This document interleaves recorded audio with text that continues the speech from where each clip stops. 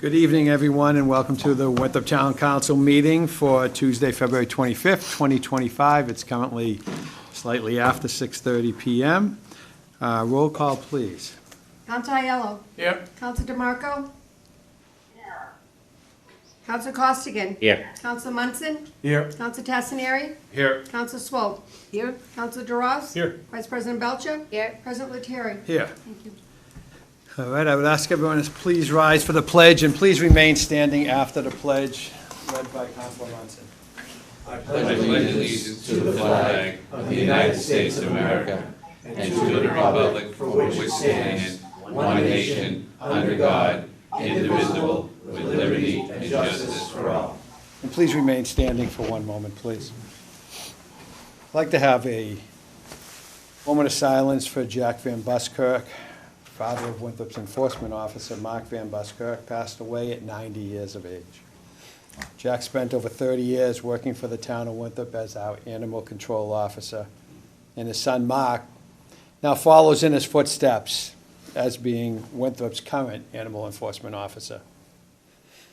Jack is fondly remembered as being the dog catcher that would go out, find your dog wandering the streets, spoil your dog, and then leash them and leave them on your porch. He was the devoted father of Leona and the loving dad of Jackie, Mark, and Robert, and several grandchildren. He will be sorely missed. Our deepest condolences go out to the Van Buskirk family, and I ask for a moment of silence.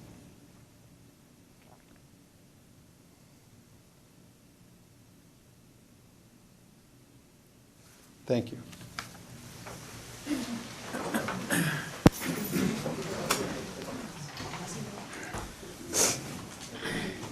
There have been minutes circulated from the February 11th meeting. Is there a motion to approve? Motion. Motion by Council Munson, second by Vice President Belcher. Any discussion on the minutes? Seeing none, all those in favor say aye. Aye. Opposed, no. The ayes have it.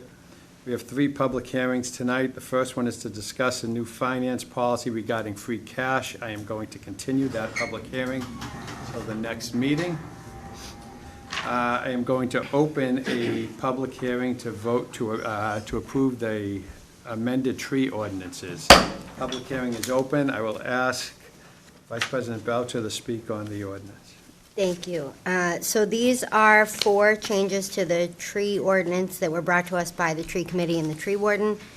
The first one is to expand the definition of landmark trees to include any public tree with a DBH, which is diameter of breast height of 18 inches or greater. This would designate any trees of that size in Winthrop as landmark trees. That gives them an added set of protections. The second change regards permitting activities and activities requiring a permit.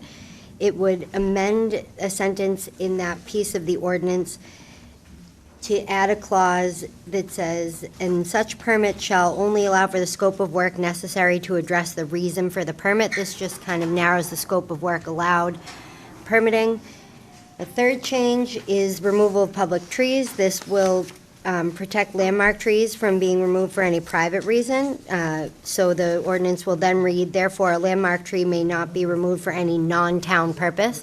The town does retain the ability to remove trees that are sick, unsafe, or otherwise issues for the public. And then it also adds the ability of the tree warden to add a plaque to any trees that are part of the memorial program. The tree warden is here tonight. Do you have anything you'd like to add? The reason for the memorial plaques is a hope that many citizens will support trees, like many citizens have supported memorial benches, and have memorial trees, and we'll have more funds available to enhance our tree canopy. I mean, I see my job as 2 things. One is the public safety. Obviously, we don't want trees to fall on people or properties. The second is to enhance the tree canopy for the next 100 years. That's 1 tree at a time. And the trees, well, somebody says that money doesn't grow on trees. Well, it doesn't, but trees grow because of money. That's at the bottom of it. Thank you. Is there anyone in the audience that would like to be heard in favor of this policy. Is there anyone that would speak in opposition to the policy? I will open it up to the council. Council Swope. Thank you so much. This is really terrific. I have a question for you, because I live in a property that sometimes some of the folks that live there are not appreciative of the trees that they have. And it's obvious, it's a private land. I don't know if the town can do anything about that, but I would be hopeful that they could at least investigate, talk to, convince, educate people on private property about the value of what they have as trees.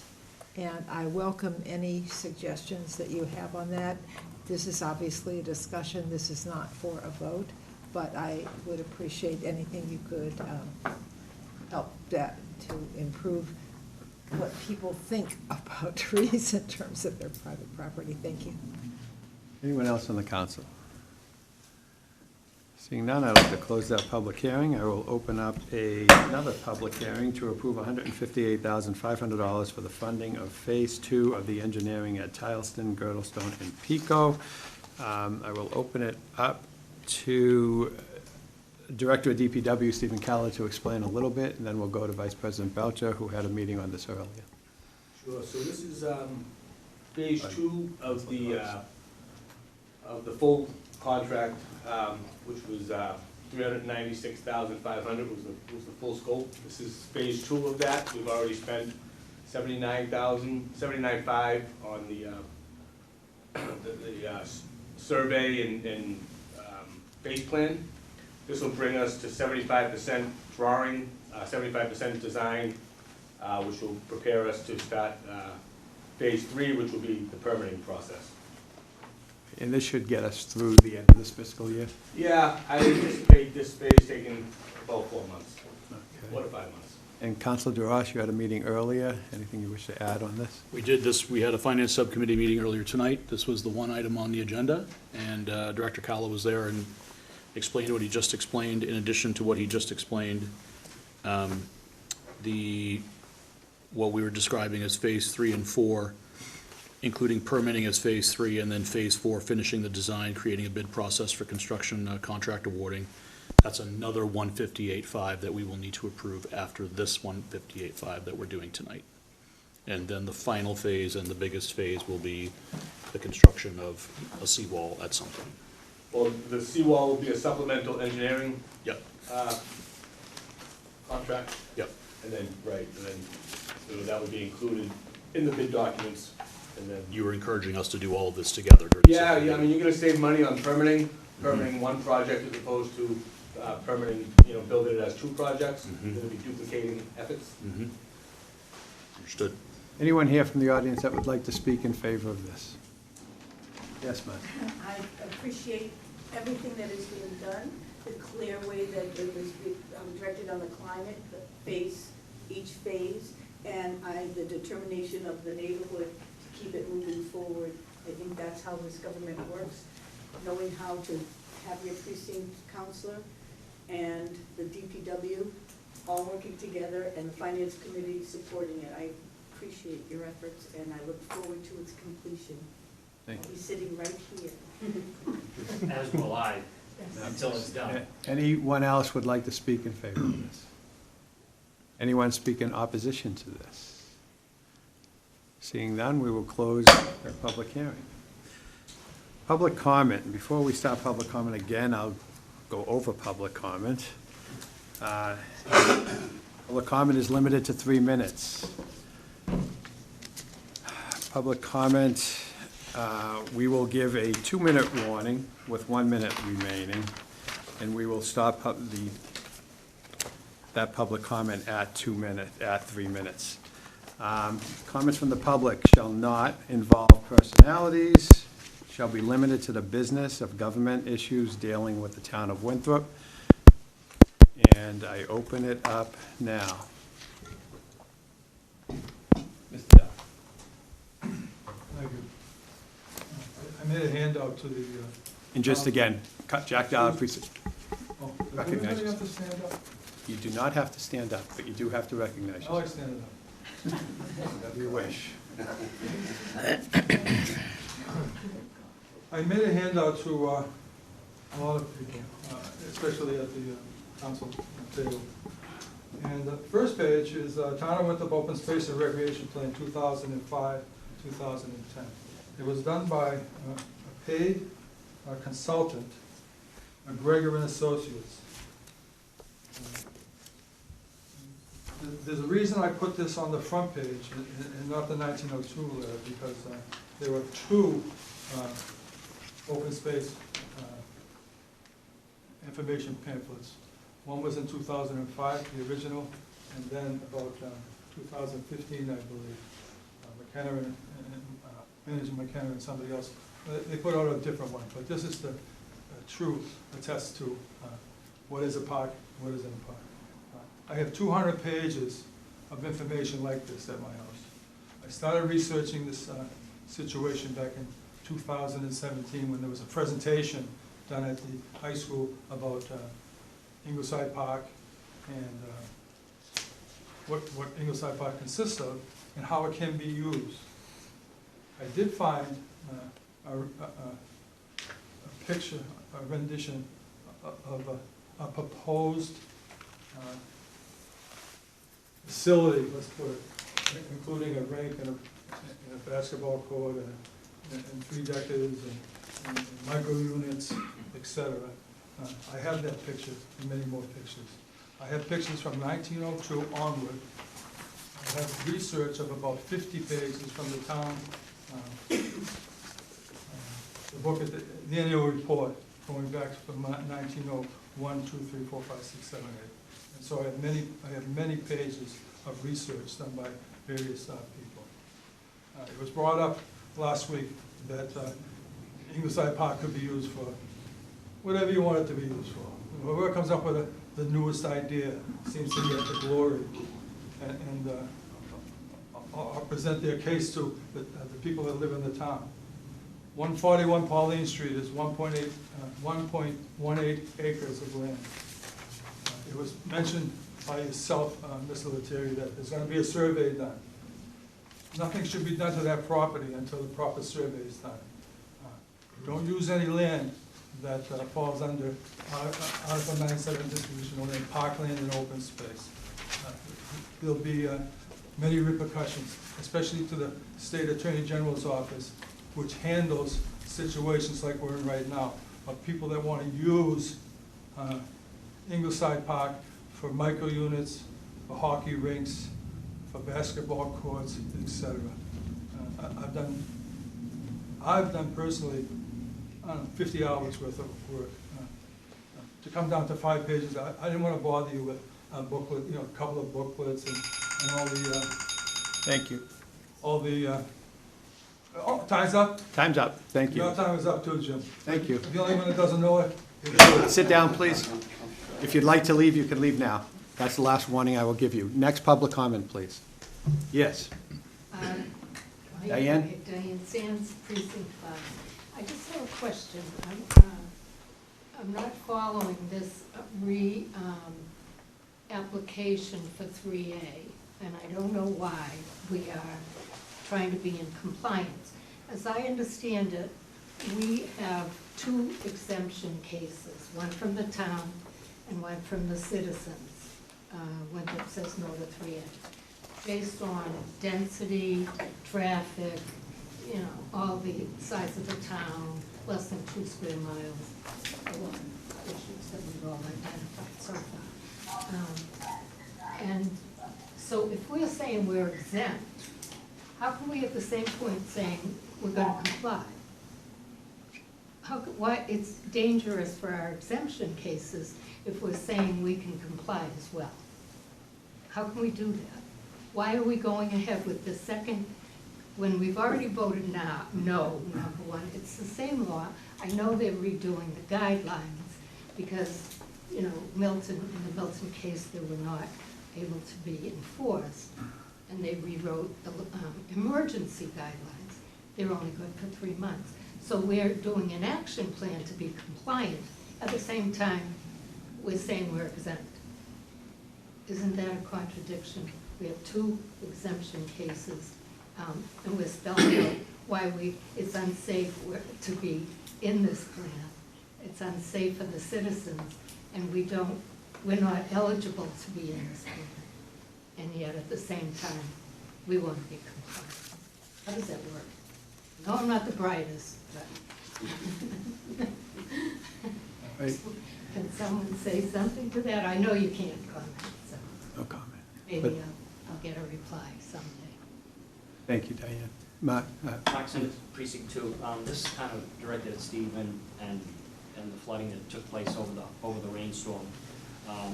There was a real lack of manpower, and I totally get why. The guys were out for 24 hours plowing, doing their job. But only one employee was sent. Pumps weren't able to be deployed until late at the end of that storm, which they did do when they finally had enough personnel to do it. They do a terrific job clearing snow, but I want to know, what's Plan B when this type of situation happens? What's Plan B? Can we maybe depend on fire to come down and do that pumping? That's how it all, that was the impetus of getting this program going, was the fire department had great success in the beginning doing that pumping. So I was kind of hoping that could be Plan B when Steve's resources are stretched so thin that their guys have to take time down for safety and sleep and things like that, so that we don't have accidents on the road, and we don't have things being hit, and the guys can do the job to the best of their abilities. So I would like to know if we can come up with a Plan B when it comes to flooding in the area. thank you. Any other comments? Anything on Zoom? Nope. Okay. Correspondence, Denise. I did receive several emails in reaction to our 2/11/25 town council meeting, and I also did receive several emails in reference to the MBTA 3A action response letter that went out, and all this information will be kept in the minutes. All right, committee reports. Counselor DeRoss.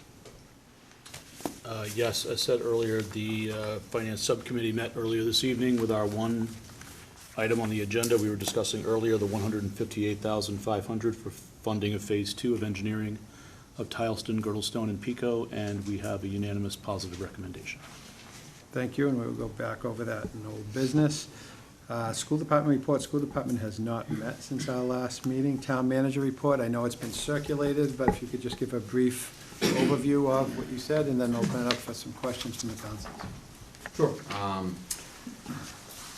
It was referenced last meeting. I know we didn't really get to discuss it prior meeting, but we did submit the action plan for the AOHLC, and as explained at the last meeting, and addressed maybe one of the public comments, is this isn't a commitment to comply with 3A. This is a commitment to follow the same process that we followed before.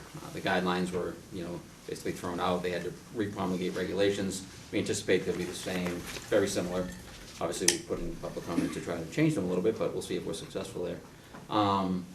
But they, once they promulgate those regulations, the planning board will take a look at them, see if our plan that they brought forward the last time still works, and if not, make tweaks to it or changes. And then they'll resubmit it to the council to vote. Council ultimately has the authority to accept that plan or not, or take no action. They can, not do anything, and then we'll be out of compliance after July 14th. But by no means did we commit Winthrop to anything. We just submitted an action plan which commits the process, which is the same process that you followed before. Again, we had public comments that were due by 2/21. I know I received a few emails from councilors, some praise, some with concerns. I will say that when you're drafting regulations and you're trying to get things in there, you don't want to make it just about one community. So when we came up with the name, myself and Attorney Cipolletta worked on it for a long time, but regarding, the compact coastal communities, that was the language that we put in there, trying to get it approved. We took a look at other communities similar to us, obviously not as dense as us, because no one is, but, Hull and Nahant have similar characteristics. There are compact coastal communities. They are, like us, prone to flooding. prone to, having not a lot of land for development, and prone to having limited vehicle ingress and egress, out of the town, limited to 3 or less. So by adding those criteria there, I mean, Winthrop checks all 4, right? We can check the box on all 4, and you can make compliant with all 4. However, you want to try to make the regulation so it's not just all about Winthrop, and, other communities might be able to apply. So obviously Nahant and Hull don't meet the density requirements, so we changed that criteria to say you got to meet 3 out of 4, which would allow Nahant and Hull then to maybe be in consideration if they want to be. We certainly reached out to those town managers and asked them to reach out to their elected leaders. We reached out to ours. I know Senator Edwards and Rep. Turco sent in letters of support, to try to get this exemption in. It would be great because then the council could vote on it, take the exemption, and we wouldn't be, if they approve the language, which I'm not guaranteeing they will, because they're probably not, but we wanted to try. If they approve that, then it would be an opt-out. So the council would just vote to say we want to call ourselves a coastal compact climate, coastal community rather, and we could then be out, no repercussions, comply with 3A, and then not be in the risk of losing any grant monies or anything else in the future. The only one, the grants we wouldn't obviously is those, we talked about the vulnerability grants, whatever, the MBTA grants for the communities that did, get approval and submit compliance plans. There's monies available to them. Obviously, if we don't have a plan in place, we wouldn't be eligible for those monies, which is why we mentioned it, trying to make it more like something that the EOHLC would approve. So the goal there was to get an exemption. No other reason, not looking to, hurt any sort of court cases. I mean, the court case that keeps being referenced that was filed by the outside groups, Attorney Walsh and others, that's, there's a motion to dismiss currently pending. They had to file comments, which I believe they did in early February, to that motion to dismiss. Whether that motion to dismiss is successful or not, I don't know how the judge will rule on that, but that case is similar to the one in Rockport that was, the motion to dismiss there was successful, and the Essex County Superior Court threw that case out. So I don't know how the judge is going to rule on that, so I don't want to put all our eggs in one basket. That may or may not be successful, but that's where that case stands right now. So we did have some good news last night. I attended a Chelsea City Council meeting. As I reported to the council before, we've been working hard to bring Chelsea on board as a third community.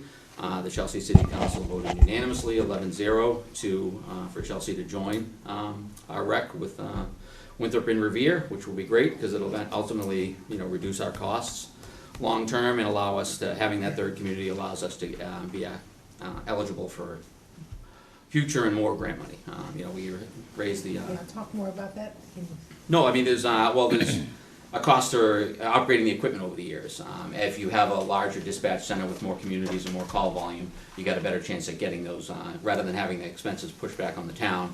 The state 911 offers more grant opportunities for larger dispatch centers. If you have 1 or 2 communities, you're obviously eligible for less money than if you have a larger. Based on Chelsea, Winthrop, and Revere's call volume, we'd be one of the not the largest, but one of the larger call centers, in the state, which is ultimately what the state 911 wants. They want to reduce the number of call centers down. I think they said last night, reps from the state 911 were there. They said they've got it down to about 200, regional, dispatch centers, private and regional, around the state.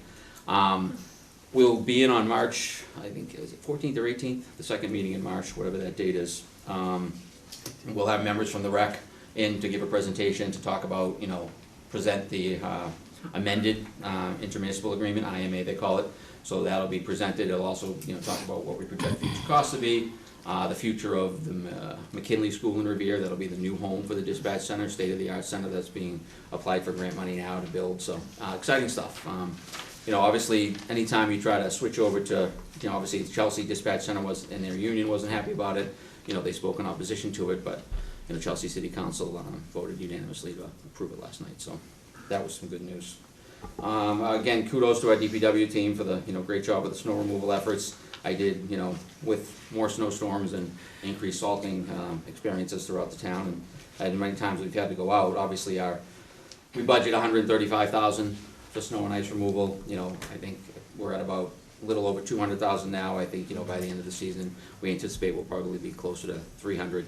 And we'll move money around in the budget, but ultimately that drops our free cash number at the end of the year. So, but that's where we stand with that. MVP Action Grant round. One of the benefits of having the action plan in is that we can actually apply for that grant. We will apply for it in the spring. The applications are due April 4th. It'll be a similar application, both grants that went in last last year around the same timeframe. So we'll make, those changes. We're working with our collaborative with Chelsea and Revere right now. We have a climate collaborative, NSOARS. We're working with members from that group. We'll reach out to the person that helped us draft the other grant, and we'll get those updated with some dates and whatever information that needs to be updated and get those applications in. And I'm certainly open to any questions. Thank you. I first want to also commend the DPW for their work all year. I think this has been, we haven't had a ton of snow, but we've had a lot of events. And the pre-treatment of the roads are as good, if not better, than I've ever seen before. So I want to thank you and your crews for that, because it doesn't get down there by itself. So thank the DPW for their efforts. Also, I've been looking at and hearing a lot of information about, state auditor bringing out the fact that, 3A is basically an unfunded mandate from the state, and if the legislature is mandating a policy that would need to fund, they would need to fund the costs associated with and implementing that policy. And I guess the big question first is, what would those costs be, right? And how are we gonna find out what the effect of having 660 or 880 units would be? Who does that analysis? Who pays for that analysis? And my understanding is we do have the ability to go to Superior Court and receive a stay until the funding is in place for that. And I also understand that I don't know all about this that I need to, and I don't know how much we need to know, but I do know that I am a proponent for us trying to move forward, and my intention would be to pursue this to the fullest, but I would like to get more information on that. Attorney Simple has been working on this and looking into it. Again, we need to get some more information. We're not ready to present on that tonight, but we will be back at a future council meeting to talk about it and talk about next steps, so. I would ask and hope that the next council meeting is next week, so I understand that, but by either one of those two March meetings, we will have more information. This just came out Friday, so yeah, we're still. Right, no, I understand that, but I think it is definitely something worth pursuing. I think, it makes a lot of sense, and I just want to not drop the ball on this and would like to pursue it. I'll open it up for questions, Councilor. I'll start with Councilor Duras. Thank you, Council President. Quick question, Tony, on the public comments submitted that you were just discussing on 3A. First of all, thank you for doing it. As I read through this, and my first question is it posted for public view? Have we posted It was on the website. I asked Larry, said yeah. Okay, so on the town manager site, is that where people can find it, or Yeah, on the 3A projects. section? Yeah, I believe Okay, so. okay. So, I'll double check. for anyone who hasn't had a chance to read it, please do read it, because I think what it represents to me is a commonality, regardless of what position you take on 3A. It reminds me of the meetings we had with Secretary Augustus in his office, Yep. and then when Council President, yourself, myself, were with Secretary Augustus here for his hour-and-a-half town tour of Winthrop. You do a good job in here of talking about the uniqueness, the fact that we're 36% single-family homes for our current housing compared to 76% statewide. You go on to talk about how we are unique, and I love the term compact coastal community, so whoever came up with that term, congratulations. Personally, I think this should have been in the legislation to begin with. There should have been a recognition of towns like ours that have 2 ways in, 2 ways out, and all sorts of other uniqueness, more than 40% FEMA, 1% flood zone. So it nails it. My question for you that would help me understand the process is, this got submitted to the Secretary's office, correct? And then what process have they laid out from there? Do we get a direct response from Secretary Augustus on this? It's public comment, so I doubt it. They're gonna take everybody's comments. So Okay. the reason why I asked the senator and the state rep to keep the support. political pressure on, I'm gonna follow up with an email. Certainly if any of the council wants to send an email, Okay. just to try to get it, so they keep the political pressure on. That's one thing I Reach would out to all ask of you, to contacts. just keep us Yep. abreast of any response you're getting, and if response does not come Yep. in a timely manner, that's something I would recommend to the council, that we consider drafting a letter as a group from the council in support of this, because to your point earlier, If this is accepted and this compact coastal community category is created in the regulations, we would obviously fit that description, and it would give us an exemption. And whether Hull or Nahant or any other community decides to jump on board, regardless, we are clearly a compact coastal community. So if anyone hasn't had a chance to read it, I know I just read it for the first time today, please do. I think people on all sides of 3A will appreciate how this was written. Thank you. Council Swope?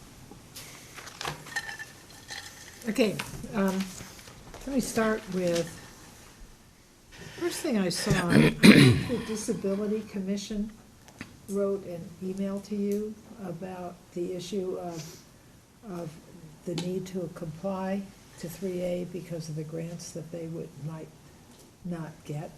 Remember that? I think you held a little while back, yeah. Not a while back, it was last meeting. Last meeting. Yeah. Do you remember that? And again, this wasn't on the town manager report, Yeah. so this is supposed to be questions on the town manager report. Okay, But I think what you're saying is that, you know, it's been brought out that they did not receive a grant, however, they hadn't received a grant in the past, and just for clarity. yeah, I But, need to write that back, that's my point. however, if you have a question on Yeah. the report. I'm sorry, I'm being called out for something I don't think I said. No, you're Yeah. not being called out. No, well, a little bit, No, yeah. You So, need to write. Yeah, no. You just need to write back to them, oh, yeah, that's fine, okay. because Thanks. they didn't get the grant last time. And they think it's 3A, but they didn't get the grant last time, so it's We B. did Moving on get it. to- We did Okay, get it. so the, We did get a grant. We absolutely did get a grant, because we just used the money to build a ramp. okay, Yeah, I have your email, we'll talk about it later. yeah. The issue that, about the things that you wrote, and maybe, I think we need to have a further discussion and other people can comment on this, but I like the idea in many ways of certainly getting an exemption. However, the two groups that you talked about, they are very different. Their density is very different. They don't have an issue about the airport. They don't have an issue about MWRA. They don't have any of those issues. And so I don't think that's a strategy that's going to work with the state, because if they give that exemption, that's going to be a big problem for them. And I'm not sure why you chose Hull and Nahant. They're so different than we are. And I'm not sure why you didn't support the exemption that's already in place. So I find it interesting that you can, you're certainly not writing on my behalf. I guess you're not writing on the town's behalf, you're writing on your behalf, right? In terms of what you think might be best for Winthrop. To get Winthrop exemption, yeah. Yeah, for you, what you think. No. And I don't think that represents what I think would have been the best strategy. I'll And I have- respectfully disagree with that statement, only because it's based on meetings that we've had with Secretary Augustus, information I've gotten from this council, and requests that have been made. Now, again, I talked about the case you keep referring to, that exemption case that's got a motion to dismiss. If that motion's successful, that case goes away, so this gives us the best chance to have that exemption. You know, no guarantee that exemption's gonna pass. What you wrote? No, This is- there's a your- motion to dismiss on the exemption case that was filed by your daughter and Michael Walsh. Right, Yeah. but you think your strategy gives us. I'm not sure either one's gonna be successful, but I think we have. I agree. Yeah, I mean, yeah, I have but, no You know, no knowing how concern. regulations are run and my experience dealing with the state over the years, I think this gives us the best chance. Well, that, if you think that, then I would really appreciate your coming to the council with whatever you think might be the best, and it might be. I'm not suggesting that it wouldn't, but you don't give us even a chance to reply. I got a memo from you on Friday morning, and I was told that I could make comments by Friday at 11:59, which I did. You didn't get back to me, and it wasn't presented to the council. So in terms of strategy, Town Council President, I would hope that whatever Town Manager Marino is planning to send to the state, at least give us an opportunity to comment on it, because we might actually have some things that might help you. Well, we actually did have an opportunity to comment on it at Yeah, our last okay. council meeting, so that's. No, not the last one. Yes, we did. We would When? have. Counselor Swope, we would have had an opportunity to discuss the action that plan was at the one. last No, council meeting. That's not the. Counselor Swope, do you have any other questions for the town Yes, manager? yes, Okay, move on, please. no, And I will point out, the comment period is open for 30 days. They have a box for elected officials to, submit comments, so any of the councilors could have submitted comments throughout that whole time. on the plan for the coastal communities? No, on whatever you Well, that's think what is I'm the talking best about. public comment for 3A. I'm talking about the plan on coastal communities that you submitted. Mhm. I got it on Friday morning. Thank you. I got it on Friday morning. Thank you. Counselor Chestnut. Thank you, Council President. Thank you, Town Manager, for including the update on the Pauline Street Fire Station flooring repair. You can see that here in a later bullet in your report.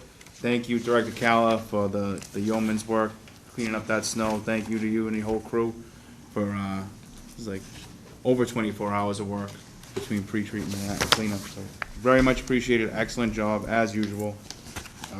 We'd get nowhere without you. Literally, we'd get nowhere without you. One thing that might have been late for your update, Manager, was the update on the ferry service. Yep, I had that. Ferry service sorry. coming. Yeah. Do you wanna? Yeah, no, we received a notice today. I have it here, sorry.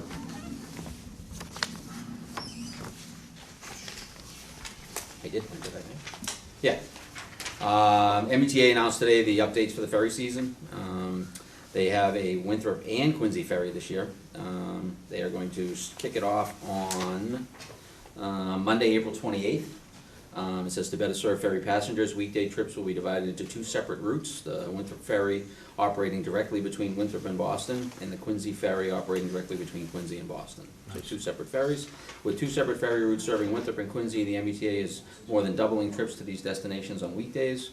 Two separate routes will also allow the MBTA to improve trip times from Winthrop to Boston by about 30 minutes. Last year, a weekday trip from Winthrop to Boston to the seaport took about 50 minutes.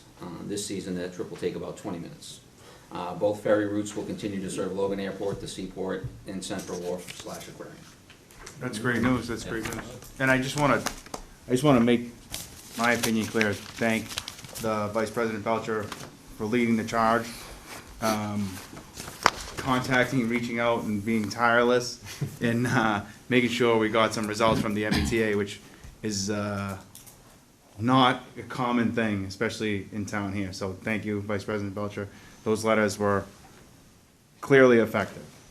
And all the other work that you did that nobody saw was clearly effective. And so thank you very much, and congratulations on that success. This is gonna be a good ferry season.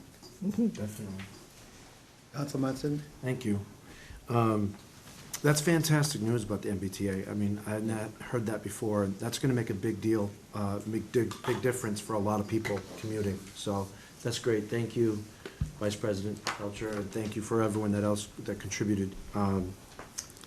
I also want to thank the Finance Department for getting that additional flood money approved, or at least recommended for approval, and then we will hopefully vote on that today and get that done. That's great news about the call centers and dispatch, great news about the MVP grant still being available to us, even though we lost it last year. I did want to ask if the Winthrop Council on Disabilities will be able to reapply this year, even though they said that they had lost it. I don't know if that's the one. Yeah, actually, we did receive a grant prior to all this with the compliance. What happened was during a meeting, we were told from the AG's office with the meeting that we had with the Council on Disability, that we would probably not be allowed to apply for certain grants if the town is not in compliance. We have not applied for a grant yet due to that. So now we're waiting to see what's gonna happen in the future. But we did receive an original grant, and now we're just waiting to see what's going to happen if we should apply for more grants. So in that, to that effect, I think it's wonderful that your letter was able to navigate this 3A storm so that while we are not changing our vote, we are in compliance until the new regulations come out, and we can vote again if there's any significant changes. I thought that was great, and now we can get MVP grant, the disabilities can, Winthrop Council on Disabilities can get their grant. And I mean, these are critical dollars, and there's a lot more where that came from that would be lost if we don't either get an exemption or get this paper compliance, and I think that you navigated it very well, so thank you. Vice President Belcher. Thank you. I appreciate the update on the sieve analysis for Ural. Can you just give like a estimated timeline for when will we see work before the Consultant summer? was on vacation last week, so I'm hoping to catch him. He hasn't gotten back to me yet, so I just want to get the final report so we can get the material. So, Director Callen and I can, or Director Callen, I should say, should reach around to the suppliers to see, what kind of material we can get and what the pricing is going to be and whatnot. So then we can come back to the council with a plan and see how much we can get done this year and what we can afford, so. Do you think it's likely that we'll begin to see changes on Ural before this beach season? Hopefully, yeah, that's the plan, to get out there this spring, yeah. Thank you. Council Costa. Thank you, Mr. President. I do have several questions towards the end of my comments to the town manager today, by the way. I'd just like to read a little bit before my questions here. This is just a question period as it relates. regarding the town manager's report. So if you have a And- question on the town manager's. And yes, the question is with regards to this public comments on the town of Winthrop, and to Councilor Swope's mention of the 9:32 a.m. in the morning, as when I received the email. Again, I will defend Councilor Swope as it relates to not being notified of this. And with that being said, I just want to, according to my notes, the Winthrop Action Plan was council privilege as it relates to Mr. DeMarco, Councilor DeMarco, on 2/11, unless there was some comment on the public comments of the town of Winthrop. But long story short here, not to get too deep in the water, as far as the comparison to Nahant and Hull, night and day, Nahant and Hull in comparison, do not have to deal with the same hazards we have to deal with here. So I just want to, whether it's flooding, egress points, that's all well and good. But as far as the Logan International Airport, the MDBRA, I mean, we're like a broken record here as well. So, but with that, what I do want to point out here, and it relates to the submittal. Public comments of the town of Winthrop, it's actually a proposal, and as opposed to comments. So I just want to, currently the EOHLC is proposing amendments to 40B regulations, which in turn will significantly weaken Winthrop's ability to defend itself, severely impact dense community. In particular, Winthrop's 40B safe harbor status, which is reserved for small towns. Please see public comments opposing proposed amendments of 40B regulations previously presented by Councilor Swope. Again, the state is undermining our ability to fall under that safe harbors. So, in addition, your submission of public comments of the town of Winthrop is actually a proposal to recognize the town as a compact coastal community, using the same criteria the state is looking to amend, thus weakening Winthrop's density status and other facts to aid our case for exemption. I have a question regarding your proposal and reference to we as representing the town of Winthrop. Who is we? That's my first question. As was not, nor were other councilors informed of this proposal in which you are looking to broker a deal with EOHLC through an amendment. It's a fact. As we are, and you are aware, my talking points at council meetings, I'm 100% behind exemption, 100%. This is a unique town as it relates to an exemption. We're the only town that can actually be classified as an exempt town under all of our burdens. Regarding your proposal in section 2B, exemption and compliance flexibility, question. In the event EOHLC creates a new proposed category exclusive to Winthrop, and this is online, this is on the Winthrop website, is Winthrop required to submit an approved zoning plan? If approved by EOHLC, does this proposal automatically place Winthrop into compliance unless it opts out by majority of vote of the council? What's if we get the coastal? If they approve the CCC, Yep. is Winthrop automatically, since we've been deemed a CCC, automatically in compliance with 3A? Based on the language I drafted, yeah. Yes. We'd be exempt. We wouldn't have to submit a compliance plan. We wouldn't have to change our zoning.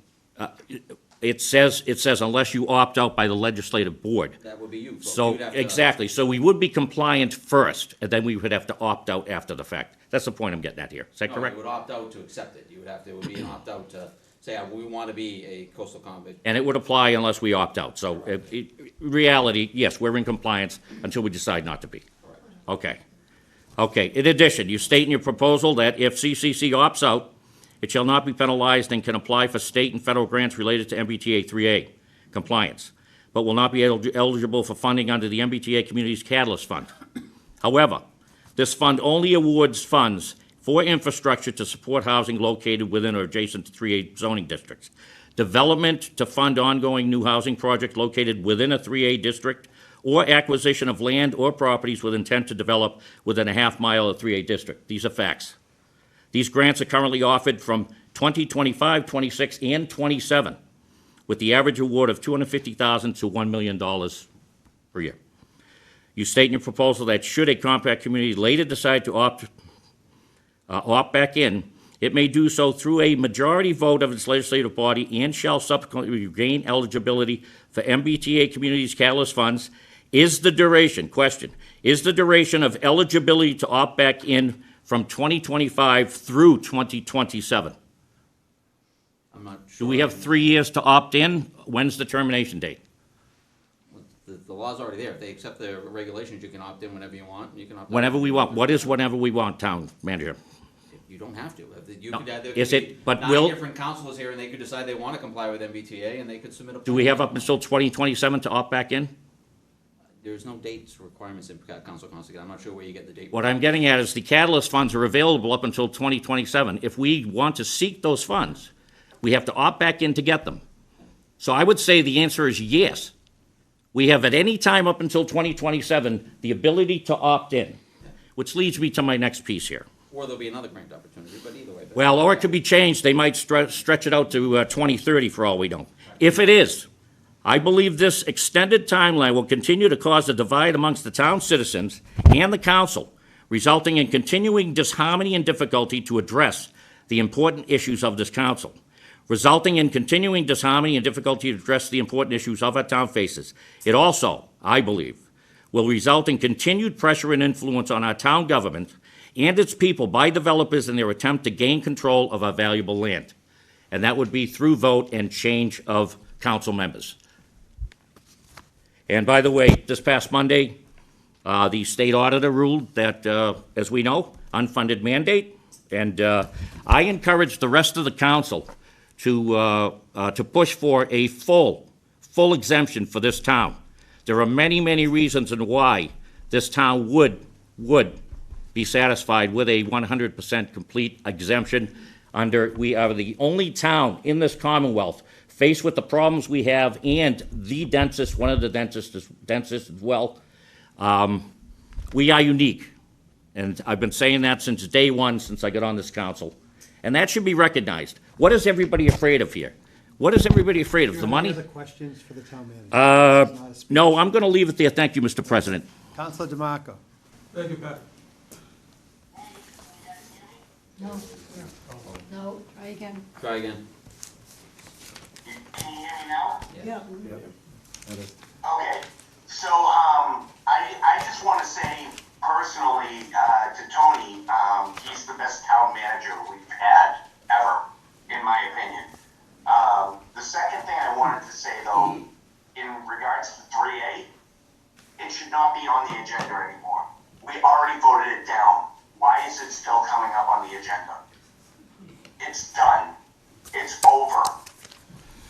Counselor, do you have any questions for the town manager on his report? No, I do not. Okay, Counselor Aiello. Thanks, Mr. President. Tony, I just want to make sure I understand. I thought trying to get closer communities was a pretty nice idea. It gets a couple of other towns involved. That would mean we've got 2 additional state reps and 2 additional state senators that ideally are creating some kind of pressure on behalf of the 3 towns collectively to give us a little bit more oomph to maybe get this thing accepted. Is that about the right calculation? That was the thought process, yeah. Okay, no, that's great. And then just on the great news on the ferry, I didn't hear a precise definition of schedules yet. Is that They been said published? more to follow. They haven't put the exact schedule More to out yet, follow but on that's coming out schedules. shortly. Okay, again, great news for all you guys that work on that. All right. Moving on to old business. Town council discussed a new finance policy regarding free cash that will be continued. Town council vote to approve the amended tree ordinance. Vice President Belcher. Thank you. Again, these are the 4 additions and slight changes to the tree ordinance. There hasn't been any amendments made to that ordinance since its adoption, so I think seeing it in practice for a couple of years has given the tree committee and the tree warden some good information, and these are good edits to make. Do you want me to go over what they are again? No, I think you did it Okay. earlier. But do you have a motion? Yes. I move that the town council amend the Town of Winthrop ordinance titled Title 12, Streets, Sidewalks, and Public Places, Chapter 12.48, Trees, to make the following amendments, and then it lists out those 4 amendments, and this came out of committee with a positive recommendation. It came out of committee with a positive recommendation, does not require a second discussion on the motion. All I will say is I commend the committee. It took a long time. They did a lot of work on it. My concern is just that it ties the hands of the town too constrictively. There were always exceptions that will come up, and I get concerned that this might tie the hands too much. But again, I do applaud the committee and all the help that you guys received. And I am ready to vote if there are no further questions. Can you explain what your concern is? I just think that this ties the hands of the town in the future, potentially. It's just a very, very strict policy, which I think common sense dictates a lot of what this does. I just think it's too constricting. It's my thought. It's my opinion. Any other discussion on the motion? Council Manson. I was on the Rules and Ordinance Committee, and Tom was kind enough to explain it in detail, and I thought it was, there are situations where common sense, like for example, the tree in front of our house was full and needed to be trimmed, and so I went and trimmed it. Turns out, that's not allowed. Well, with this new modification, it would just simply take one phone call, and Tom would probably come over, take a look at it, and either have it done or say, sure, you can go ahead and do it. And it would be commonsensical still. So I feel as though we're not going backwards, we're going forward. Vice President Belcher. Thank you. Just a brief comment. I think the one change that could potentially cause problems is it's kind of 2 of them in tandem. The designation of every tree that has a DBH of 18 inches as a landmark tree, and then the amendment that says landmark trees may not be removed for any non-town purpose.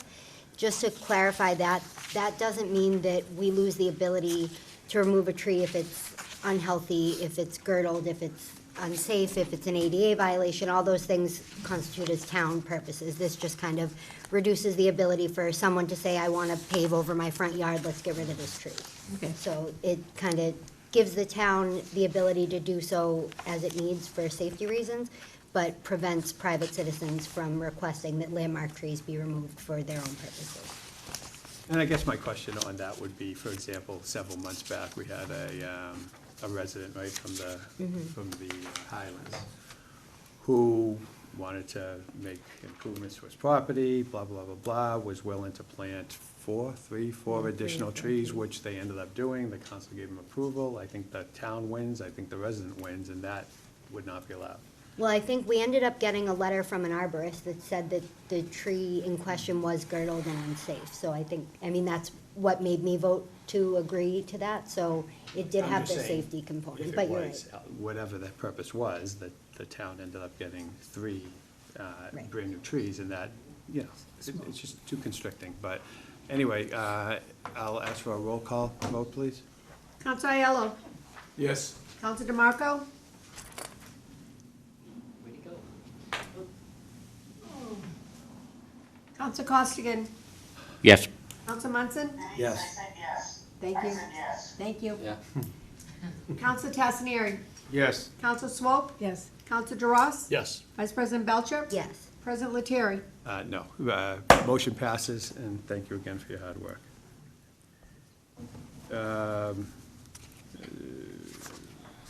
Town council vote to approve $158,500 for funding of Phase 2 of the engineering of Tileston, Girdlestone, and Pico.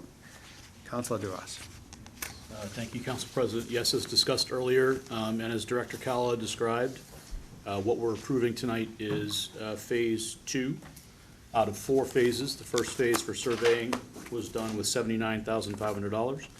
This tonight is Phase 2, $158,500. This gets us to the 75% complete stage on preliminary design. And following this that we're voting on tonight, there will be 2 more phases, one for permitting that is estimated at $70,000, and a 4th phase that finishes the design and creates the bid process for contract awarding for construction. That's $85,500.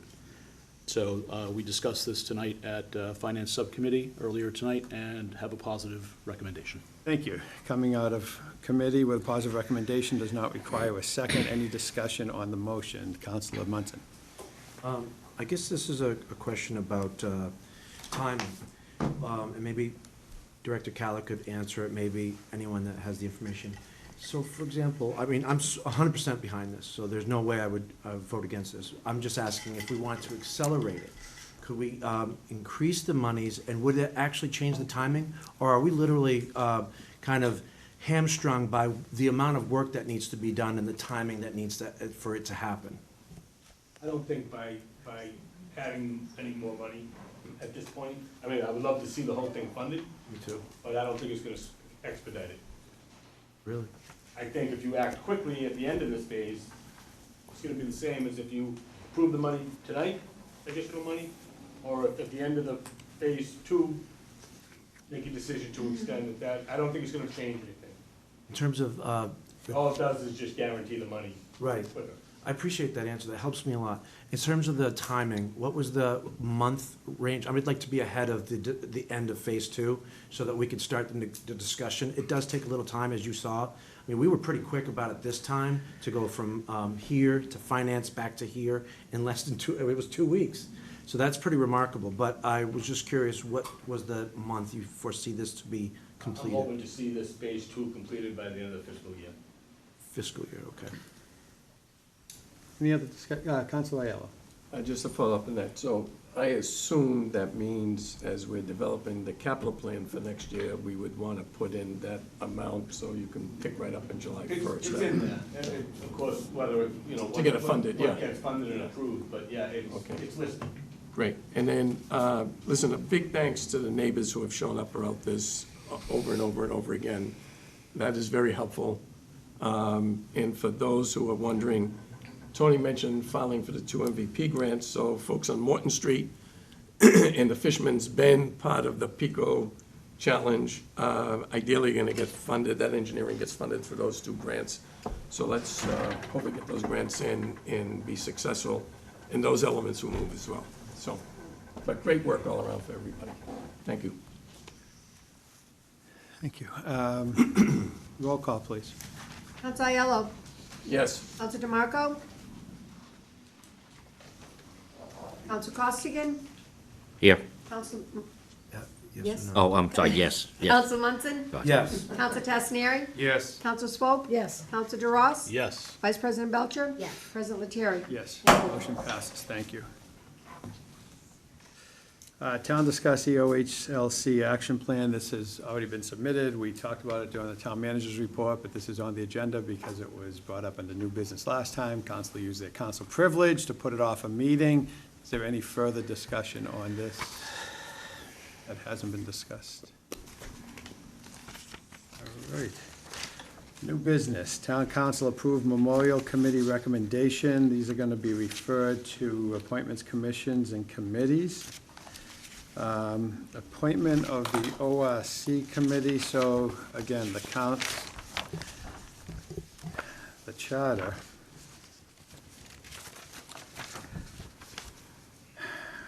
The charter states that every year ending in a 0 and a 5, the council president will appoint an ordinance review committee to take a look at the town charter as well as the town ordinances, report back to the council. The council will vote on recommendations made by the ordinance review committee. The town attorney would be overseeing the ordinances through the committee. This has been done now, this is the 4th time, I believe, and I will name that committee now. This is done alphabetically. The Ordinance Review Committee for 2025 will be Vice President Belcher, Caitlin Burrows, Tim Callanan, Karen Chavez, Vinnie Crossman, Carol Meach, Kurt Millar, Shannon Poulos, and Denise Quist.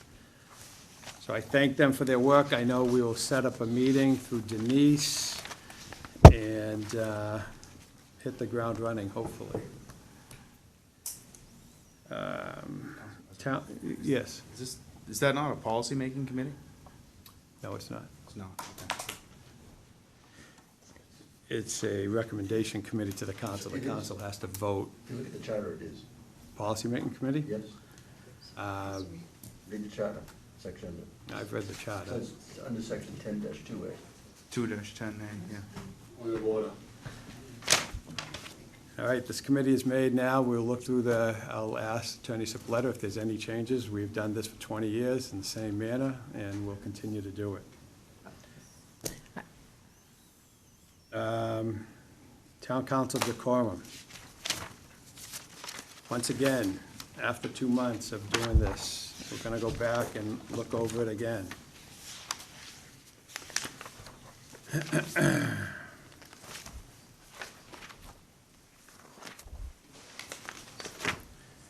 Chairman, Yes. I think I brought this up to you before. I did think that this had to be an We elected. brought up at chapter 89. In here.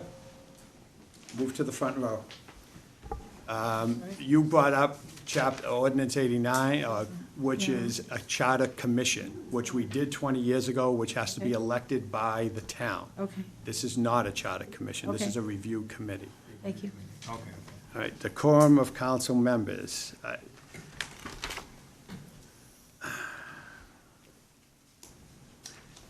not gonna read the council, the decorum again. I did it 2 months ago. I would hope there wouldn't be a need to do this again. I'm gonna take responsibility as council president for actions of the council as well as the public. Sometimes I think, you know, you try to do the right thing and you try to give people the opportunity to speak their minds and I think I'm gonna try to reel that in a little bit on public comment period. We are not gonna be using councilors' names. If you wish to make a comment about the council in particular, you can direct it to me. I'll take it all. And we'll get back to you if we have any further comments on your comments. Within the council itself, we have to be above the fray. We should be, again, we've gone over this, we should be in good appearance, we should be in proper decorum, and I think we've lost that. And again, I'll take some of the responsibility for it, but I am now making a motion, a censure of Councilor Aiello for behavior unbecoming of an elected officer. This motion is a censure. It does not have any ramifications except as an elected official. It is documented as a censure if approved by the council. And the censure says, whereas elected officials are entrusted with upholding the highest standards of integrity, respect, and professionalism in their conduct, serving as a representative, the steward of the public. Whereas Councilor Aiello, in his capacity as Precinct 5 Town Councilor, has engaged in conduct that is inconsistent with these standards, including statements, interactions, and demeanor that negatively affect on the office. And whereas such behavior has undermined public confidence in the office and governing body, detracting from the collective mission to serve the community with dignity and accountability. And whereas it is the responsibility of this body to address council To address actions that compromise the integrity of our institution and to affirm our commitment to ethical governance, therefore be it resolved that the Winthrop Town Council President Jim Lettieri formally censures Councilor Joseph Aiello for conduct unbecoming of his elected position. This censure serves as a public statement of disapproval and a call for immediate corrective action to restore public trust. A copy of this resolution will be entered into the official record and communicated to the town council and relative stakeholders. Adopted this 22nd day of February 2025 by Town Council President James Lettieri. This is a regular motion. It would need a second. It would have discussion, and it would be voted on. It would be put in the official record, and we would move on. Do I have a second? Second. Second by Councilor Swope. Discussion. Councilor Aiello. I fully accept the censure. I would hope that everybody would vote on behalf of the censure. I was wrong. I felt awful about it. I need to be better than this. And so therefore, I will vote to censure myself, and I think it's a very serious matter. I think the council president is taking absolutely the right direction on this thing. So. Any further discussion? I will say I appreciate Councilor Aiello's comments. And again, this is the second wake-up call, and we should have got the first one, but this is a second wake-up call that, you know, Councilor Aiello is being singled out here. However, we all have responsibility, and again, it starts with me. So I'm taking this incredibly seriously, and I apologize if I seem, I do not ever intend to be rude to anyone. My intention is to run a meeting in a prompt manner, not to rush it, but not to belittle it and belittle it and just go on and on and on. You know, I think that was the purpose when we started this form of government. It was to have a quicker form of government, more responsible, more transactional, more transparent. And that's what these meetings twice a month do, instead of meeting as a town meeting once a year, which had a lot of pluses to it, I guess, right? But in this day and time when everything moves so quickly, I think this is a much more effective form of government. But, you know, 20 years isn't that old, and we're still learning. But again, I respect Councilor Aiello's comments. Councilor DeRoss. Thank you, Council President. I just wanted to acknowledge a behavior that I don't think we see enough in our elected officials, which was Councilor Aiello fully acknowledging what he did wrong, takes full responsibility for it and accountability, and that evening apologized for what he did. I wish we would see more of that sometimes in our elected officials at all levels of government, especially at the federal level. So I just wanted to acknowledge Councilor Aiello's apology and his acceptance of his responsibility for what he did, and appreciate that. Thank you. Councilor Swope. I too appreciate your apology. I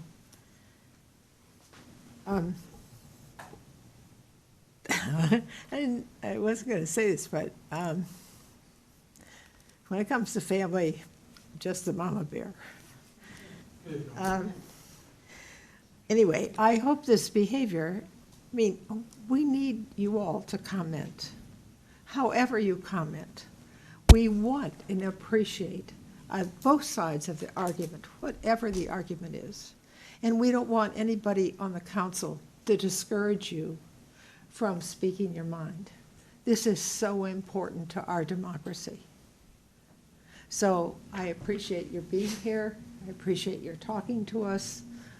And we will try, obviously, to be respectful of what you say. And sometimes we might not agree, so maybe we have a pouty face, or maybe we say something that's irresponsible. But we should not be irresponsible on our side of the House. And thank you, President Lettieri, for your Thank you. Did you say? Yes, Councilor Munson.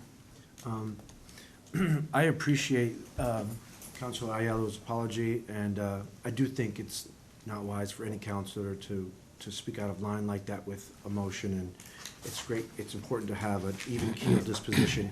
But I think that part of this is a systemic problem. It's the, I don't know, I wasn't part of the old form of town government, but it was called a meeting, it was it was like a lot more interactive. And we've lost that a little bit here. There's a comment, like, you know, we had a question from the public just a moment ago. There was no ability to educate on the moment at the time when the interest and the attention was high. That, to me, is something that the Ordinance Review Committee will be hearing from me about. I also think that when comments are defamatory or negative or personal or directed at a single individual, I don't think it's fair or wise to just move on and let it go. That just creates more of a problem.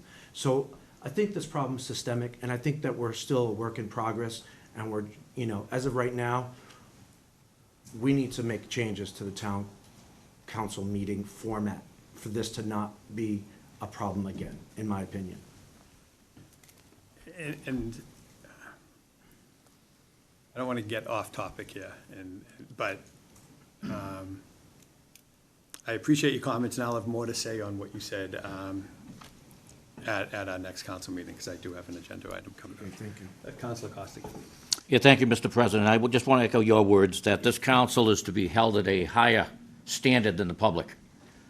We all get passionate about our causes, and I think you've seen me passionate as well. A lot of us do. But at the end of the day, we're all trying to solve problems that are very big in this town right now. Again, it's been, what, how many years? Everything has come to a point here. We've got multiple issues. I'm not even going to name them. That's how many we have. But I just want to say that everyone's passionate. This is democracy at its best. And again, we just have to breathe, especially the council, bite our lips, and hold ourselves to a higher standard. So I just want to say this is democracy at its best. Everyone here tonight. And I thank all of the public who is here right now and my fellow council members as well. Thank you. All right, any further discussion on the motion? Seeing none, roll call, please. Council Aiello? Yes. Council DeMarco?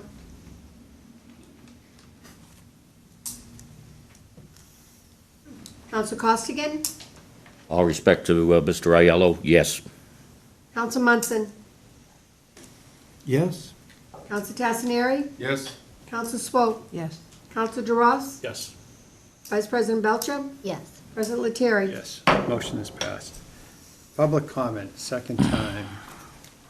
Yes, Carol. Good evening, Carol Ficello, Precinct 4. I'd like to address an issue you brought up earlier, Jim, regarding Auditor DeSiglio's determination that was issued on Friday, which specified specifically the MBTA Communities Act constitutes an unfunded mandate. Under Mass law, an unfunded mandate is a state-imposed requirement that forces local governments to spend money out of pocket for expenses for laws in which they are mandated or forced to comply with. These expenses include everything, whether it's fees for zoning changes, it's upgrading your roads, it's your schools, it's your emergency services. This would all be out of pocket for this town if we comply with 3A. If we comply, there is no guarantee, as she specified, that there would be any reimbursement for these expenses. I urge this council to rather opt into a petition to the Superior Court for an exemption from this compliance, which is an option that she specified under this determination. Secondly, I'd like to encourage all of you to continue to support any exemptions, whether it's the safe harbor exemption, it's the compact compliance coastal exemption, or it's this particular exemption under the mandated law. I think it's essential for this town to pursue those. These exemptions are worthwhile. Thirdly, if you're not aware of it, there's recent developments at the State House, both the Senate and the House. 11 legislators have recently submitted 23 bipartisan bills to repeal or amend 3A. This is crucial for us to understand this. These are going to change. This is a moving ball, and we don't know where it's going to land. And I really feel strongly that it was premature, albeit in respect to the manager, to submit an action plan specifying that Winthrop will comply with 3A. Well, we don't know what we're complying to. Emergency regulations can change at any moment. Any of these regulations can change. They're complying with an ambiguous law, and we should withhold from doing that until we know where we stand. Also, I urge, I don't know where the authority came from, without the board's approval for a town manager to submit this kind of letter to the EOHLC. It should have been approved by the town council, is my belief. I don't know what the charter says on who has that responsibility. And lastly, the planning board has submitted a plan. The council voted no. To reconsider submitting the same plan, I think goes against, and I have to look this up under the charter. I don't think you have to take 2 years before a plan that was devised by the planning board and voted down to be reconsidered. 2 years. You cannot just turn around and resubmit this within the next year to meet that July compliance. And lastly, I would like the council members who have submitted letters to the transcript to be responsible and to do a better service to the community by being more transparent, to stop promoting half-truths and inaccuracies. Communities deserve better. Interpret the law, analyze the law, and understand the meaning of that law before you give misrepresentation. Thank you, Kat. Thank you. Diane. Diane Sands, Precinct 5. And one other thing, 2 years plus it has to be much different. It can't be the same. It can't be the same one. It has to be 2 Much years different. There's a couple of corrections I want to just make. I got an email from the complainant for the Rockport suit. The suit is being appealed. It's very much alive. It's not been it's been dismissed but appealed. Okay, and the other thing I want to just speak about is Mr. Aiello's censure. And Again, there's no comment specifically about a council. oh, that's right. I'm sorry. Is one of the councilors censured? I just want to say I'm glad that you're all so forgiving. I found this to be very insulting, and not only because of the position that one of the councilors was put in, but because she had a relative that it was being referred to, and because of the vulgarities. I've been very explicit about it. I know I sent 2 letters about it. I also, I'm glad I said this before, that you're all so easily appreciate his apology. He has apologized before, a couple of times before, when he's used vulgarities to constituents, and he's not changed his behavior. A censure is mild, I think. I think he should have resigned, and I encourage him to do that tonight. If he's not resigning, I would look to remove him.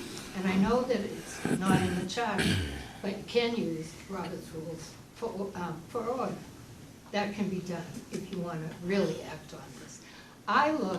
There's 2 women on this council and the majority of men.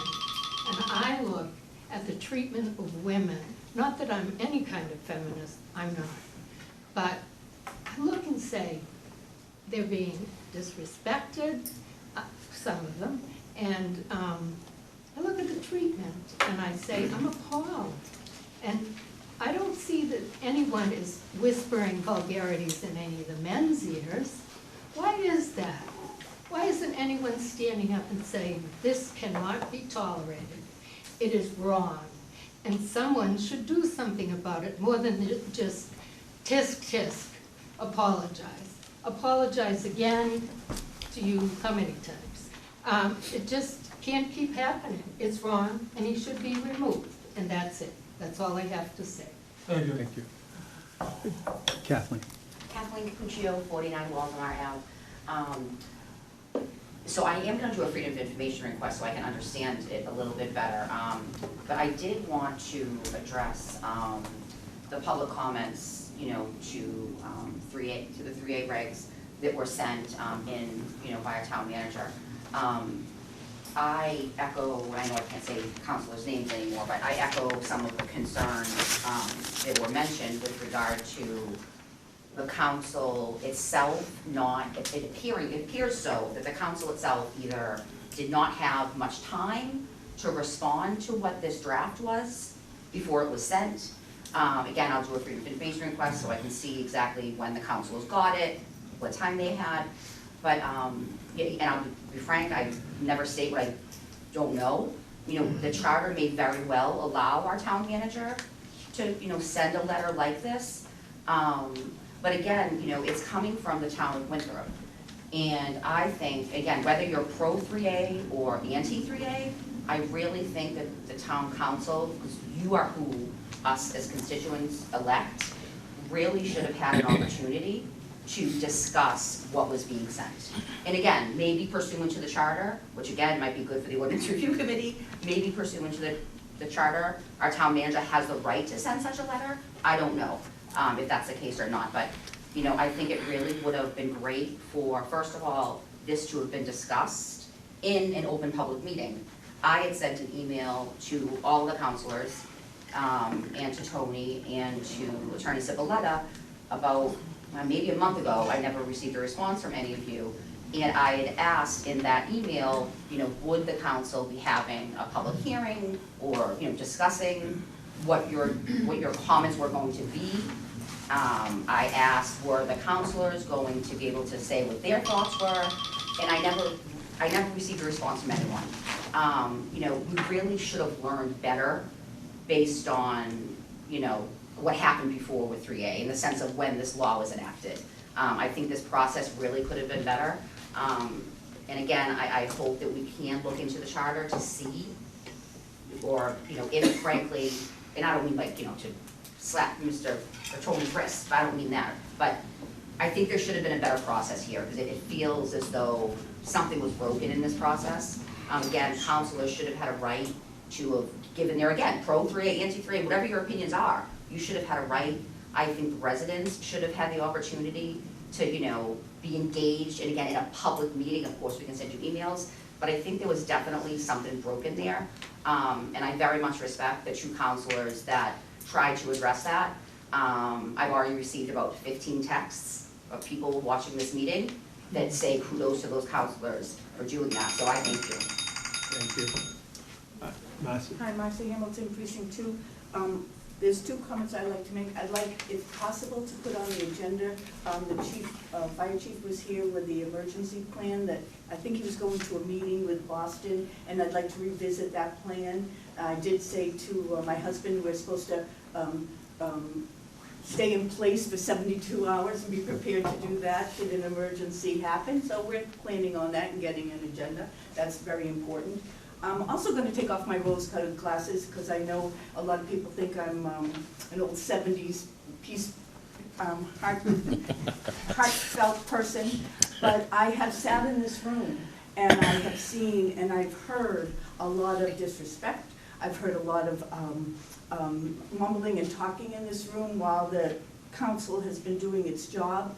And I have felt unsafe in this room. And I've put it in an email a couple of times that I think at times there should be a police officer in this room because people's in this audience, and sometimes passions do get well up in human beings, and I don't feel safe, and you should feel safe in a government building where you should be able to negotiate, respectfully communicate, and share ideas. And that's why we're here, and that's why things get done. Thank you so much. I appreciate my counsel very much. But I want you to know that it's a passionate place, and maybe in a big auditorium where I was thankful to be a town meeting member, it was less emotional, and we had more townspeople here, that we got a sense of what our community was. We've created a different community because we have a lot of new people coming in, which are greatly appreciated. We have a lot of old-minded ways like myself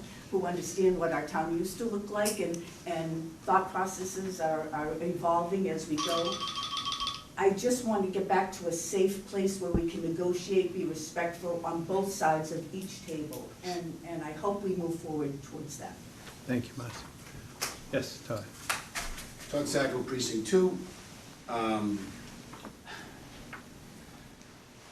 So, I've been accused of a lot of things, and Lord knows, Precinct 5 Counselor and I, it's just ridiculous, have had our differences, and I would say that I give a little credit where it's due, but what's really disturbing to me is this table full of mostly social justice warriors sat by and then had the target of the twice attacked person second the motion. And then had all these good feelings towards the attacker, and I never saw any of it towards the target. Unbelievable, right before my eyes. Frauds. Thank you. Any other? Mr. Schmidt? Bill Schmidt, Precinct 5. So I have 3 comments. First of all, as probably you know, I was on the Board of Health for, I think, 8.5 years. I was chair for about 7, and I lost my cool on more than one occasion. Felt bad about it. I either apologized at the meeting or at a subsequent meeting. So it's tough sometimes when you're in these positions to not get emotional, but it's also good to apologize. Second of all, I respectfully disagree with the town council president about the process on the charter review committee. And I'll read the section. Not later than the first day of July at 5-year intervals in each year ending in a 5 or 0, the town council will provide for review to be made of the ordinances of the town for the purpose of preparing a proposed revision or recodification of the same. Such a review shall be made by a special committee to consist of 9 members who shall be chosen as provided in section 2-10A. You go to section 2-10A, which kind of talks about council review of certain appointments.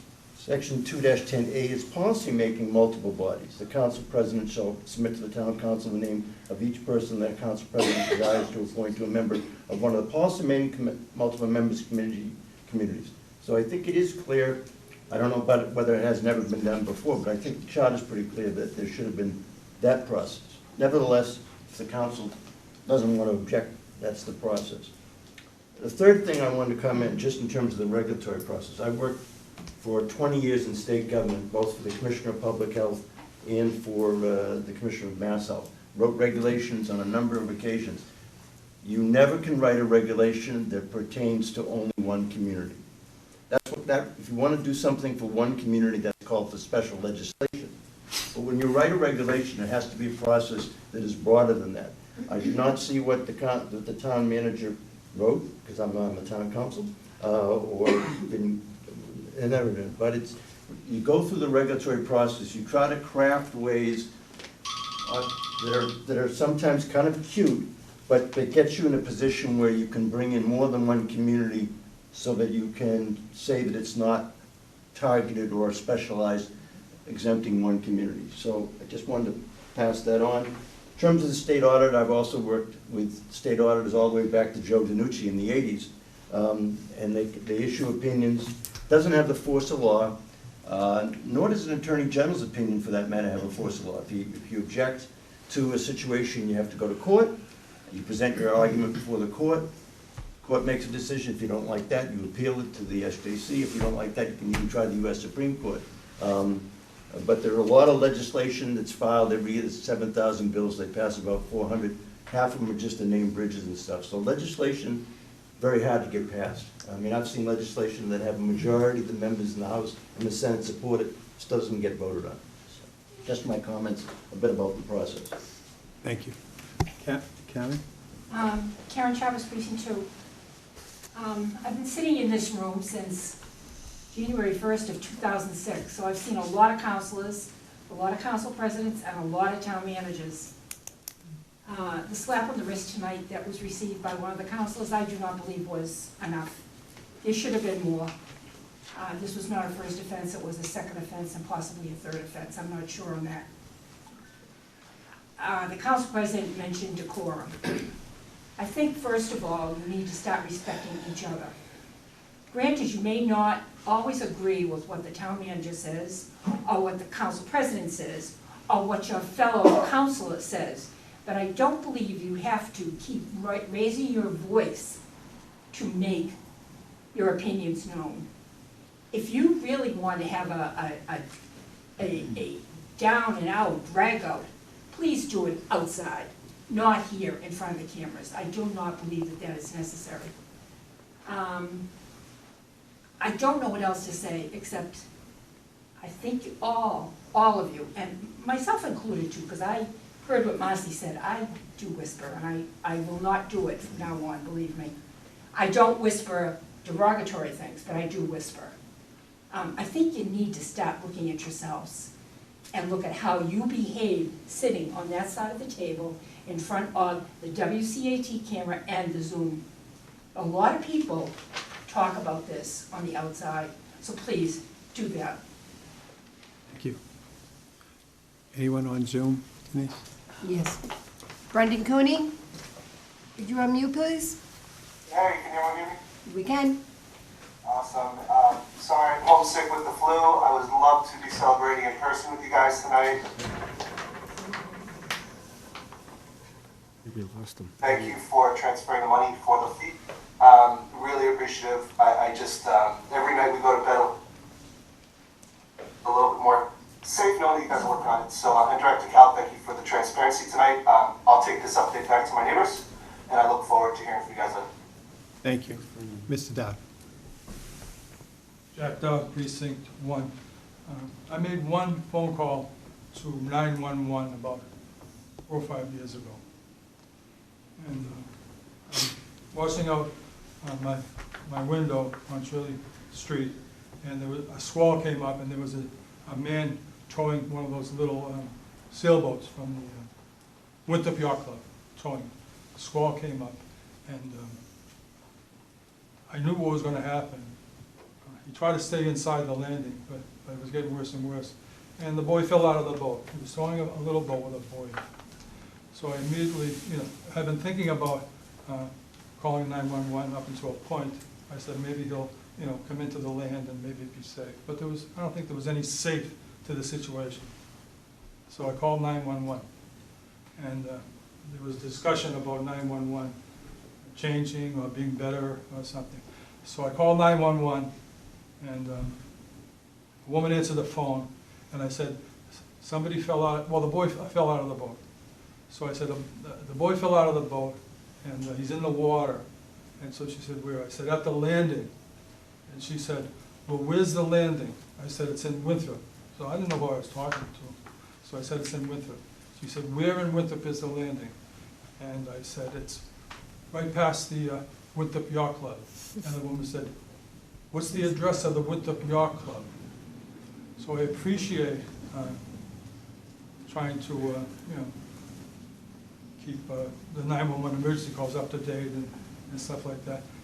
The thing I compare it to is about 25 years ago I was on the Board of Health, and because of lack of knowledge, one of the trucks that comes through the town with waste in the truck is supposed to be loaded a certain way. Well, the two gentlemen, they were brothers that ran the operation. They had two stainless steel 40 trucks that they used to taste the grit out, etc. And Mr. Koskinen knows all about this. He knows exactly what I'm talking about. And so the spillage was in front of then Bosa's gas station. And before I knew it, there was, I didn't see it, but before I knew it, there were a half a dozen or 10 hazmat people cleaning up the spillover at Bosa's gas station. And so I asked for what the situation was for the director at the time, and someone told me, just let it go. So I said, no, I can't let it go. People coming to me and saying, why were 8 or 10 hazmat people shoveling and sweeping and watering this debris? And so they loaded the truck wrong. The two men that were covering for the two guys that ran the operation. So we had a meeting here, and then we had a meeting at Deer Island, and I proposed that they put in bold letters up on the wall how to load the specific trucks that were doing the operation. That was the end of the story, because people didn't know how to load the truck, and therefore caused the accident or the spillover in Winthrop. I think it's the same thing with this 911. When someone makes a call and the person that's on the end of the line doesn't know a thing about Winthrop, well, maybe there should be more specific rules and diagrams or maps up on a wall where the person sits that's answering the phone, so that they know a little bit about the town. I mean, I don't know anybody in this town that doesn't know where the landing is. Thank you very much. Thank you.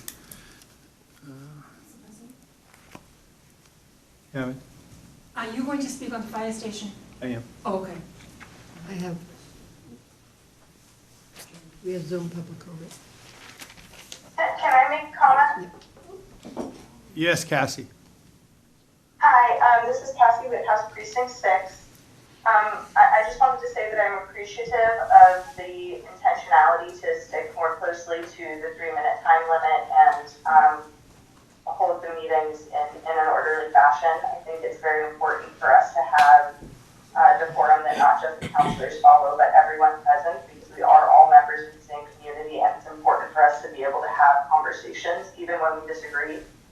I will also say I appreciate the town manager continuing to put effort into finding ways for us to either comply with 3A or find a way for us to be able to access grant money if it is the will of those in charge that we should not comply with that state law. I do think that it's very important for us to note that we would not be adding units, and people keep pointing to our density and our uniqueness, but our zoning does not recognize our existing density. And I think that that's a very important missing piece of this puzzle. We do have a lot of housing here. Our zoning should show that that is the housing that we have. It should recognize that my house, a triple decker, could be rebuilt as is in the same location and not show that only a single family home could be built there. It just doesn't make sense. I think that we have a lot of really important work to do in the community, and that ranges from getting our schools funded to getting a new fire station built. And we have to work together to achieve that. So I would hope that folks can stop trying to find ways to stubbornly dig in on things, and we'll be more open to coming to the table and trying to work with our administrators as they are trying to do the right thing for our community. Thank you. Thank you, Cassie. Yes, Diane. I just have one quick comment for the airport. I know that you recognize the airport is over us, but does anyone look at the respiratory diseases and the diseases that Winthrop has much higher rates than in Massachusetts? And this should be noted, and it should be examined, why we have so many respiratory diseases. The other question I have is, I just found out that the ferry we maintain, even though the T leases it from us, we do the maintenance on it. Is that correct? Again, public comment, but I will find that out. Oh, all right. I don't. We will get back to you on that. Okay. Thank you. One more on Zoom? Two more. Shannon Poulos? Hi, Shannon Poulos, Precinct 3. Just 2 quick comments. One, I just want to echo some of the prior comments around, although I appreciate one of the counselors' apologies to the other counselor, I do find it hypocritical, offensive, and ironical of other counselors use it as an opportunity to use federal employees or federal politicians in their comments.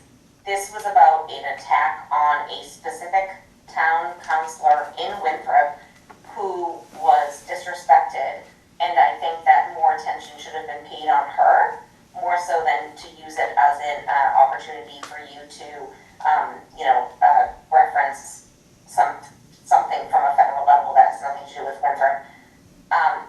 Again, I hope that people that around the council appreciate the hypocrisy and irony of that. So that really reflect on that, I hope.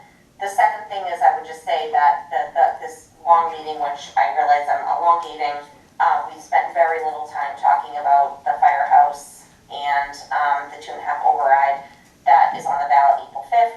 And I hope that the town can really galvanize and focus on talking about that more than anything else over the next, 6 weeks or so, because I think those are the most 2 important things that we have at hand. Thank you. Thank you, Shannon. Caitlin Barrows, could you unmute, please? Hi there, Caitlin Barrows, Precinct 1.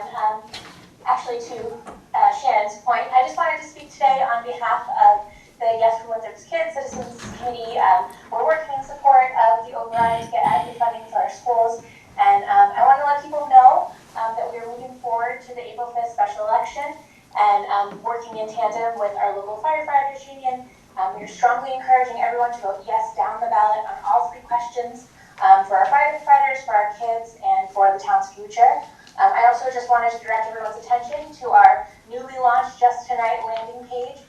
It has information on both issues. It has links to the Yes for the Kids page, the Firehouse Building Committee page, and also the town information on voting in person and getting registered to vote absentee. All of this is at investinwinthrop.com, and we hope everyone checks this out, finds ways to get involved, and vote yes down the ballot on April 5th. Thank you.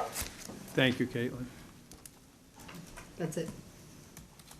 All right, public relations, we, Caitlin and Shannon both talked about the special election upcoming, and to that end, the Firehouse Building Committee meeting does have a scheduled meeting on March 10th at 5:30 in the Harvey Room. They did also meet last night in the Harvey Room. Encourage you to go to winthropfirestation.com to go to the Firehouse website. It will have all pertinent information for you, as well as the town website has links, and we are working on a link that will, let's face it, a lot of debt exclusion override questions comes down to finances, and we think it's incredibly important to let people know exactly what they're voting for and how, and what kind of effect it will have. And the hope is that we will have up on the Winthrop website a link that you'll be able to either access your property's assessed value and plug that in, and it will give you an actual dollar figure as to what it would cost you for question 1, question 2, question 3, when they take effect, when that initial cost would hit your real estate tax bill. So I encourage you to keep looking at the town website. We are looking, I know the committees, both on the school side and on the firehouse side, are looking for potential coffee hours. I'm sure there will be some upcoming to get information. Again, these are all informational sessions. We encourage you to register to vote. You have until March 26, 2025 at 5 o'clock to register to vote. You have until Monday, March 31st is the last day to submit vote by mail. Again, the election will be special election April 5th, which is a Saturday. Election will be regular election hours from 7 to 8. The regular election sites, precincts 1, 2, 3, 5, and 6 will vote at the middle school, and precinct 4 will vote on Golden Drive. Again, we encourage you to ask for information, vote informed, vote knowing the facts, and encourage you to attend a Firehouse Building Committee meeting, or reach out to the Yes for Kids Committee, to Caitlin Burrows and her incredible group of volunteers to try to answer any questions you may have. With that being said, do I have a motion to? No, could I just add, I just want to pass this out because we are having in Seal Harbor 3, I am having a information session for both the firehouse and the school committee. I'm doing it there because a lot of people there probably won't be able to get out. So I'm doing that definitely for the precinct 4, but please, please, I would love any of you to attend. This will be available, and I will put this on the website, so please, thank you. And we will also be having, the firehouse will be running an open house at both stations. I think it's on March 8th. Did you pass it out? 9 to 12. March 8th, 9 to 12 at both fire stations at Shirley Street and at Pauline Street. We encourage you to go down there, talk with the firefighters, take a look at the current conditions, and it will, I assure you, be very eye-opening. With that being said, I ask for a motion to adjourn. Motion by Councilor Munson, second by Councilor Tassinari. All those in favor say aye. Aye. Ayes have it.